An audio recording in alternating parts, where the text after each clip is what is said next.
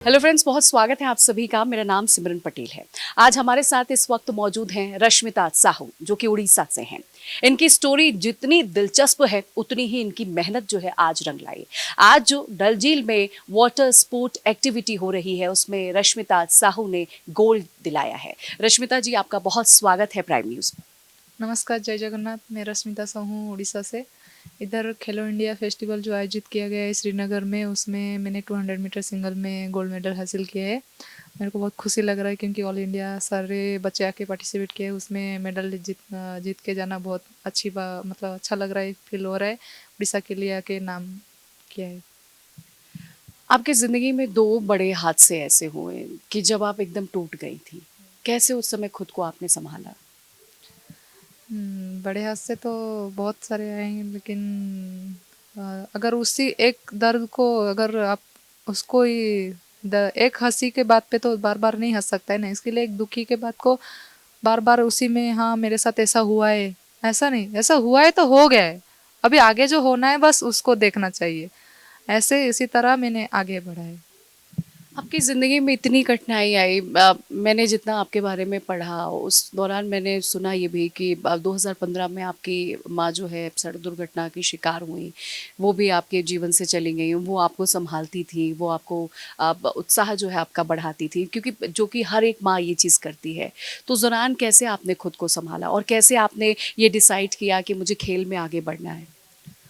मेरी माँ की बात करें तो मेरे को बचपन से अगर खेल कूद में, डांस में एक से आगे बढ़ा है तो वो मम्मी ही थी, मेरी माँ ही थी। क्योंकि मेरा पापा हमेशा बोलते थे, एक लड़की है बाहर में मत जाना, उसके साथ मतलब बाहर में खेलना कूदना नहीं, लड़की हो आराम से रहो। मम्मी नहीं नहीं वो जाएगा, वो खेलेगा। और मेरे मम्मी पापा बोलते थे नहीं डांस तो मत करना क्योंकि लड़की है। लेकिन मम्मी बोलती नहीं वो डांस करेगा, मेरे को जबरदस्ती लेके डांस करवाती थी। मतलब जो कल्चरल प्रोग्राम वगैरह रहती थी ऐसा वैसा, मम्मी ही ज़्यादा सपोर्ट किया है मेरे को। मतलब ऐसा क्यों हुआ, एक चीज़ तो दुखी लग रहा है क्योंकि मेरे मम्मी साथ में नहीं है। अगर वो होता तो अभी बहुत खुश हो जाती। वो बहुत अच्छी थी मेरे मम्मी। बिल्कुल, अगर आज वो हमारे बीच में होती, आज आपकी माँ आपके साथ होती है, वो मैं कह सकती हूँ बहुत खुश होती।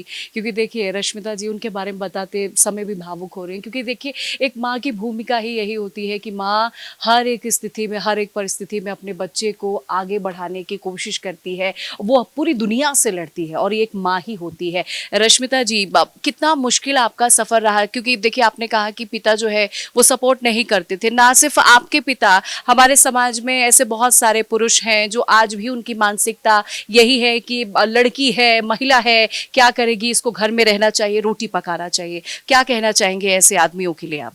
नहीं नहीं, पापा तो घर में रह के रोटी पकाना ऐसा नहीं चाहते थे। पापा चाहते थे कि मतलब वो पढ़ाई लिखाई करके कुछ बड़ा बने। पापा को ऐसा, पापा को भी स्पोर्ट्स के बारे में पता नहीं था इसके लिए। लेकिन अगर पापा को स्पोर्ट्स के बारे में पता था, अभी जैसे मेरे स्पोर्ट्स में ज्वाइन किया 2017 में, पापा ने बोला कि ठीक है जाओ, तुम्हें जो करना है तुम करके दिखाओ। फिर पापा ने मैं जब मेडल लेती थी ना, पापा ऐसे बोलते थे कि नहीं ऐसा नहीं है, जॉब करके दिखाओ, कुछ बड़ा करके दिखाओ। ठीक है ना, जब मतलब पापा की ये चाहत थी कि आप पढ़ाई करें। मैं उन लोगों के बारे में बात कर रही हूँ रश्मिता जी। आप भी देख रही हैं कि आज के ज़माने में बहुत सारे ऐसे पुरुष हैं जो चाहते हैं कि लड़कियां जो हैं वो घर में बैठें, 10 तक पढ़ लें, 12 तक पढ़ लें, वो रोटी पकाएं। उनके लिए आप क्या कहना चाहती? क्योंकि आप बहुत सारी लड़कियों की इंस्पिरेशन हैं। जो लड़कियां आपको देख रही हैं वो आपकी तरह बनना भी चाहती हैं। क्या कहना चाहेंगे उनके लिए? हाँ, ये बहुत बहुत ही बेकार सबका मेंटेलिटी है कि लड़की पैदा हुआ है मतलब वो शादी के लिए। उसको बस 10वीं 12वीं तक पढ़वा दो, थोड़ा सा बड़ा हो जाएगा उसको शादी करवा दो, लड़का ढूंढ लो, उसको घर में छुपा के रखो। ऐसा नहीं है, लड़की भी आगे बढ़ना चाहिए। तो इसके लिए बहुत सारा लड़की ऐसा है कि वो दब जाते हैं। उनको नहीं, ऐसा नहीं है। मैं चाहती हूँ कि ये जो गेम है ना वो सारे का बहुत आगे तक लेके जाए। इस गेम ने आपका जीवन बदला? हाँ, वो मतलब बहुत ज़्यादा जीवन बदला है। मेरे को इतना यकीन नहीं था क्योंकि एक टाइम ऐसा हो गया था जब मेरे पापा का एक्सीडेंट हो गया। उस टाइम पापा का भी कमाने ये हो गया था, मम्मी कमाने लग गई थी, उस टाइम मम्मी का भी डेथ हो गया। इसलिए जब मेरे को कुछ फेस्टिवल वगैरह आता था, एक टाइम था जब पापा का एक्सीडेंट नहीं हुआ था, मैं तो इतना मतलब घर में सबसे अमीर बच्चा जैसा फील होता था, क्योंकि ये आता था वो आता था, मेरे पास पैसा ही पैसा रहता था, कोई आता था तो मैं बिल्कुल, बिल्कुल माँ को बाप की छाया ही देखिए यही होता है। माँ बाप चाहे गरीब हो या अमीर हो, लेकिन अगर माँ बाप हमारे साथ है तो उनकी छाया ही हमारे लिए सबसे बड़ी दौलत होती है। वो कौन सा वक्त था रश्मिता, जब आपको ये महसूस हुआ कि अब जीवन खत्म है, अब कुछ नहीं हो सकता? ऐसा दौर क्या आपके जीवन में आया? हाँ आया है। बहुत दुखी लगा है जब मेरे को कुछ करने के लिए हाथ में कुछ नहीं था, बाकी सब बच्चे को देखता था। मेरा लास्ट था, मेरे उड़ीसा में एक फेस्टिवल होता है रज्जो बोल के, उस टाइम लड़की 3 दिन तक कुछ भी नहीं करता है, नया नया पहनता है, खाना पीना करता है, जमीन में भी खाली पैर पाँव नहीं रखता है, लड़की बोलने से कुछ भी नहीं करता है। तो कैसे मैनेज किया आप ये स्पोर्ट अथॉरिटी में जब आपने अप्लाई किया? तो क्या कभी सोचा था कि एक दिन ऐसा होगा कि मैं गोल्ड मेडल लाऊंगी? क्या कल्पना किया था जब आपने कोशिश किया था कि नहीं अब मुझे खेल के आगे बढ़ना चाहिए? क्योंकि पिता की इनकी चाहत थी, रश्मिता जी के पिता चाहते थे कि पढ़ लिख के बड़े अफसर बने, और रश्मिता को हमेशा से इनकी माँ भी सपोर्ट करती थी, माँ हमेशा चाहती थी कि बेटी जो चाहे वो करे। उस दौरान क्या सोचती थी आप? उस दौरान जब हॉस्टल लाइफ मैंने सिलेक्शन ट्रायल दिया, फिर मेरा सिलेक्शन हो गया। उस time sports authority of India ने बहुत मदद किया। अभी भी स्पोर्ट्स अथॉरिटी ऑफ इंडिया जो है वो बहुत अच्छा है, और हम लोग का जो क्या जगह क्या लाभ मिल जाता है?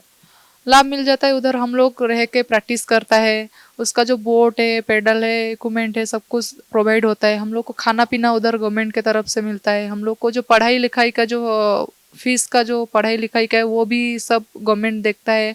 उसके बाद हमारा जो रीजनल सेंटर है कोलकाता, वो सब कुछ देखते हैं। उसके बाद हम लोग को जो ट्रैवलिंग का है वो सब भी देखते हैं। उड़ीसा गवर्नमेंट भी बहुत कुछ देखता है, जो हम लोग को कुछ भी ज़रूरत होगा तो उड़ीसा गवर्नमेंट भी देते हैं।